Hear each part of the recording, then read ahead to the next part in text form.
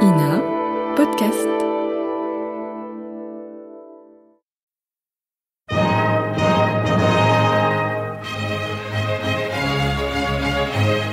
Bon baiser de partout.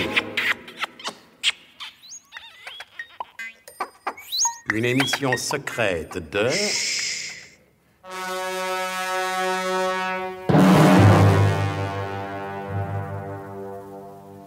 Donc, choisir un gros lapin, le mettre entier à mariner dans une terrine assez profonde, les oignons coupés en rondelles...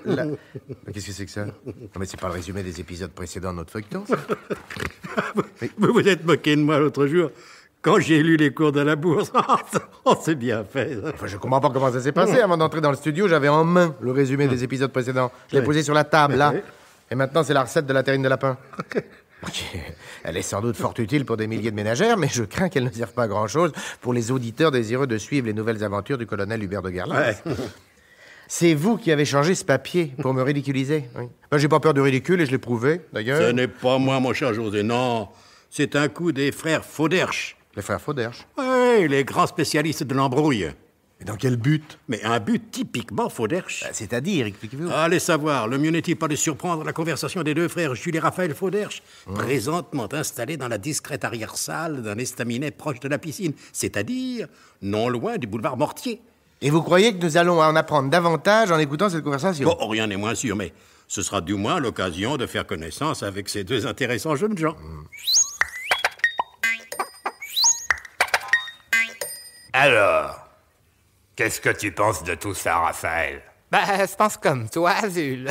Ouais, si tu penses comme moi, tu dois pas être bien avancé. J'ai pas dit non plus que c'était avancé. Je m'avance pas jusque-là, tu penses? Oh non, alors. D'un côté, le colonel de Guerlas vient de reprendre la direction du SDUC. Officiel, Zul. Mais pour combien de temps, hein? Si seulement on pouvait le savoir. S'il se fait virer encore une fois, on n'a pas intérêt à se pointer à la piscine. Mais d'autre part, s'il se fait pas virer, il trouvera drôle qu'on revienne pas tout de suite. Officiel, Zul. Mais d'un autre côté, si on revient trop tôt, hein? On n'aura pas le temps de le voir d'où souffle le vent. Et quand souffle le vent de l'histoire secrète, autant on emporte les petits azans. Veux-tu que je te dise, Raphaël? C'est pas simple. D'un autre côté, si le colonel constate qu'on manque à l'appel... Ça la foutra drôlement mal dans le tableau d'avancement. Mais d'un autre côté, si on revient trop tôt... Ça aura pas l'air franc. T'as raison, Raphaël. Mais d'un autre côté, si on est trop franc, on n'est plus les frères Fauderce. Et si on n'est plus les frères Fauderce, le colonel se méfiera de nous. De toute façon, il se méfie déjà, alors... Officiel, Raphaël. Nous, on peut se vanter d'avoir l'entière méfiance du colonel. Oui, c'est pas tout ça, mais faut agir au lieu de zacter. Zacter, ça sert toujours avant d'agir. Des fois qu'il n'y aurait pas à agir. T'as quelque chose contre l'action, toi? Et toi, t'as quelque chose contre l'idée de reprendre une autre tournée? Du moment que tu m'invites, c'est pas de refus. Mais si je t'invite sans réintégrer le SDUC, comment que je me débrouillerais pour me faire rembourser ma note de frais? Tu penses à tout, toi, Zul. Faut bien, Raphaël. Un agent qui pense pas assez aux notes de frais est déjà un agent mort. Administrativement, tout au moins. Officiel, Zul. Bon, en attendant... Garçon, remettez-nous ça.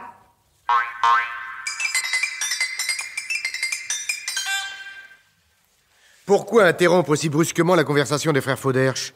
Nous aurions pu apprendre des choses très intéressantes. La durée moyenne d'une conversation typiquement Fauderche étant en général de 4 à 5 heures, et sans qu'il s'en dégage la moindre conclusion positive, il est préférable, je pense, de rejoindre le colonel de Guerlas, parti en mission en compagnie de Nicolas Leroy-Dec et de l'adjudant Marie-Rose Siffris. Oui, vous avez raison.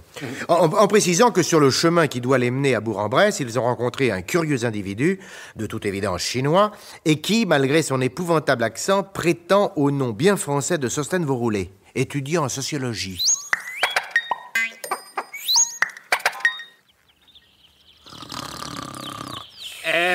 Y a pas à dire, mon colonel, mais monsieur le Chinois, il en tient une sévère, hein? On le transporte dans votre Rolls, mon colonel. Non, pas question. Je ne veux pas de ce jaune-rouge complètement noir.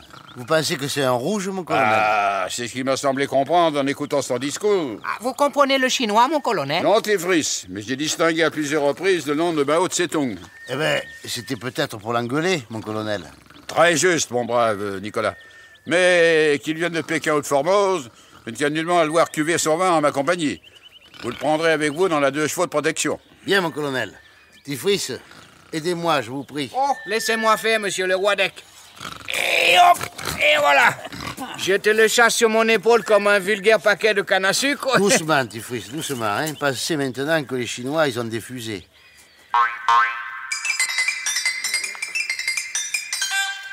Et, transporté sur les robustes épaules de l'adjudant Tifris, Sostène Vauroulé atterrit sur le plancher métallique de la 2 chevaux.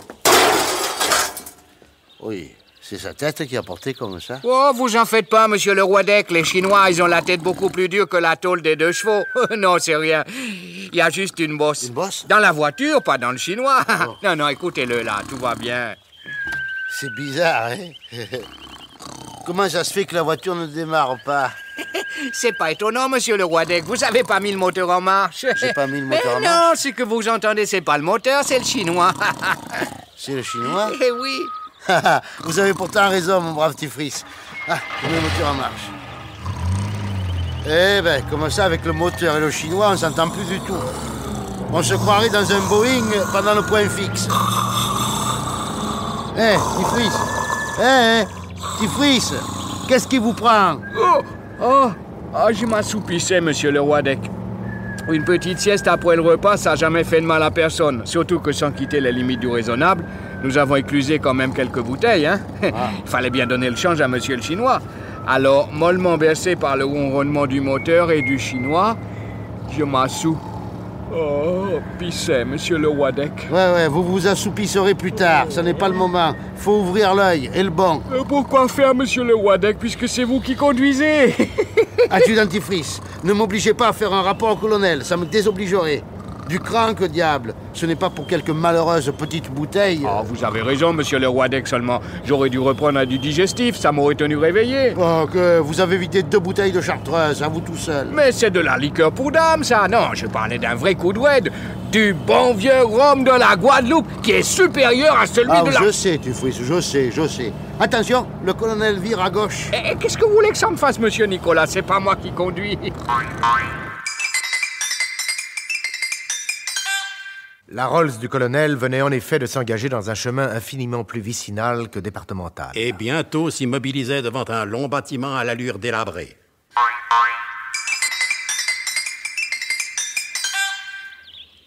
Voilà, mes enfants. Nous y sommes. Eh ben, dites, ça n'a pas l'air très reluisant, mon colonel. C'est ça votre usine, mon colonel? Oui, c'est ça. La dernière usine à Calembour de France. Pauvre France. Pauvre Calembour. Oh, vous pleurez, mon colonel? Oui, Tifris. Et je n'en ai pas honte.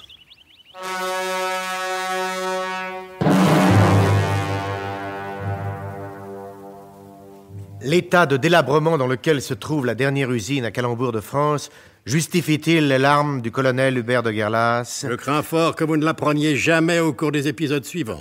Car tout à fait entre nous, cela dépend entièrement de l'estime en laquelle chacun tient ce pur symbole de l'esprit français. Oui, il y en a qui n'aiment pas. Ou qui comprennent pas. Que ce ne soit pas une raison pour ne pas vous mettre à l'écoute de notre grand feuilleton d'aventure et d'espionnage. Le bonjour... pardon, je veux dire bon baiser de partout. C'était Bon baiser de partout. Une émission secrète de... Pierre Dac et Louis Rognoni. Décryptage et mise en code, Jean-Wilfried Garrett.